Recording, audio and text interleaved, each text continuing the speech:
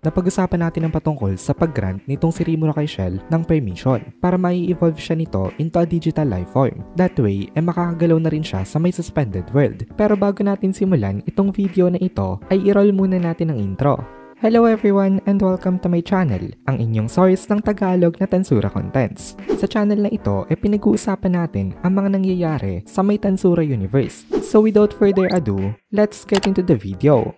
So hinayaan nga nitong si Rimuru itong si Shell Sensei na gawin nito kung ano ang gusto nito mangyari. Kasi kung hindi iaalaw nitong si Rimuru ito, wala silang magagawa. Magiging tagapanood na lang sila sa nangyayaring battle. Kaya tuwang-tuwa itong si Shell Sensei at mabilis siyang nag-start ng kanyang mga activities. Ang hinihintay na lang nitong si Rimuru ngayon ay ang resulta ng kanyang transformation. Hanggang ngayon medyo mabigat pa rin ng konti ang pakiramdam nitong si Rimuru kasi parang katulad lang rin daw nung una kung saan wala siyang magawa at kailangan niya mag-rely sa kanyang mga kasama para ayusin ang kanilang situation. Pero hindi daw dapat siya malungkot ngayon. Kaya bumalik na lang itong si Rimuru sa panonood ng laban itong sila Chloe at Michael. Itong sila Chloe at Michael daw masyadong dikit in terms of abilities. In fact, hindi nga makita ni Rimuru kung sino ba sa dalawang to ang nananalo. Siguro daw dahil ito sa capability ng dalawang to na mag-interfere with the information particles. Kaya almost match talaga ang kanilang mga physical abilities. Since meron niyang fixed na maximum value itong speed dito, wala nakakascore dun sa may dalawa. Since parehas nga sila ng speed,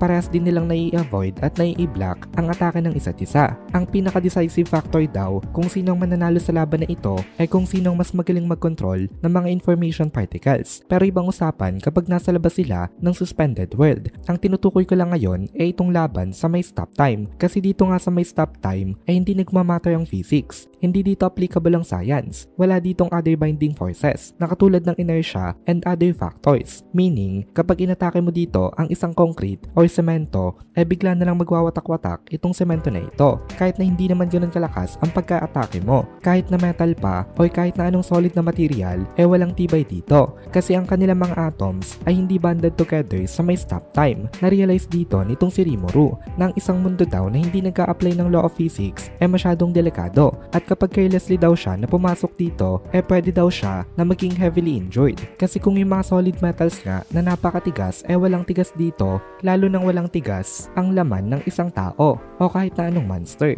Kaya kapag tinamaan ka ng isang atake at normal na human being ka lang, sigurado na tapos na agad ang laban. Kaya napakalaki ng barrier between a physical life form at digital life form. Ito ang dahilan kung bakit sinabi nitong si Rimuru nung una na kahit gaano ka pa daw kalakas, hindi mo daw kayang manalo sa isang being na kayang gumalaw sa may stop time. With that in mind, napabilib itong si Rimuru kina Zoe at Diablo. Kasi nga kahit tinamaan ng atake sa may stop time tong dalawang to, nagawa pa rin nilang makasurvive.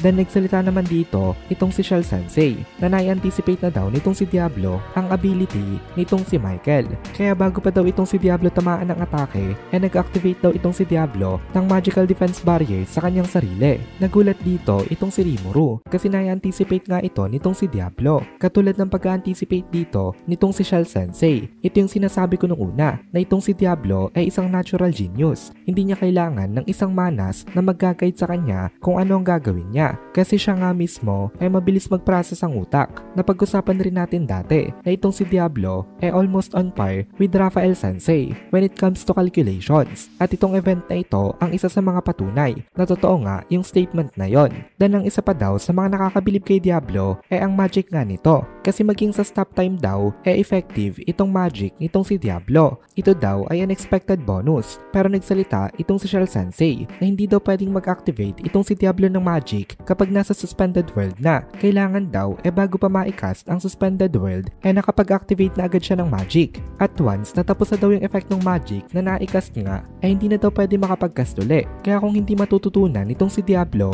na gumalaw sa may suspended world isang malaking weakness rin ito para sa kanya. Pero given na mataas naman ang kanyang mental capacity wala akong duda na kaya rin nitong si Diablo na matutunan nga ito. Lalo na ngayon at matututunan na nga ito nitong si Rimuru. Kaya daw pala sinabi nitong si Michael kanina na dapat daw tinapos niya na talaga itong si Diablo nung bumagsak nga ito. Ang tinutukoy pala doon itong si Michael ang follow-up nga na atake. Kasi kung nag-follow up nga itong si Michael nung nasira na ang magic barrier ni Diablo, siguradong magtatamo itong si Diablo ng napakalaking damage. Pero punta naman tayo ngayon kay Zoe kasi alam na nga nitong si Rimuru kung paano nakasurvive itong si Diablo. Kaya itong si Zoe naman ang tinanong niya kay Shell Sensei at kung paano daw nakasurvive ito. Sabi naman ni Shell dahil daw yon sa may parallel existence nitong si Zoe. Ang nakalabas lang pala kay Zoe ang kanyang parallel existence at ang kanyang main body nasa may shadows nitong si Rimuru. Kasi sabi ni Shell Sensei naghihintay pa daw ng opportunity itong si Zoe para umatake nga kay Michael. Kanina daw nung bumagsak ito nagpapanggap lang ito na napuruhan siya. Kaya hindi halos big deal kay Zoe na tinamaan ng atake sa may suspended world yung parallel existence niya. Na-amaze rin itong si Rimuru dito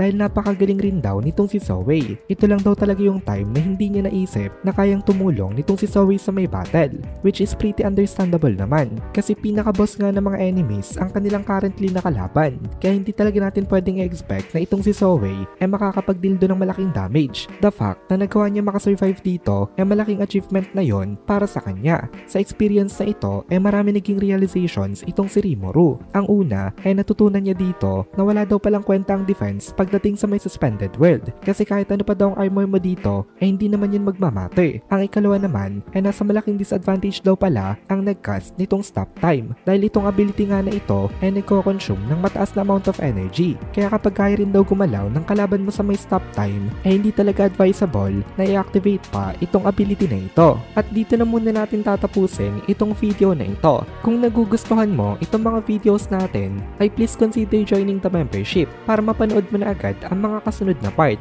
dahil palaging advance ang ating mga members. Also, ay please consider leaving a like at mag-comment ka na din para ma-boost naman tayo ng algorithm.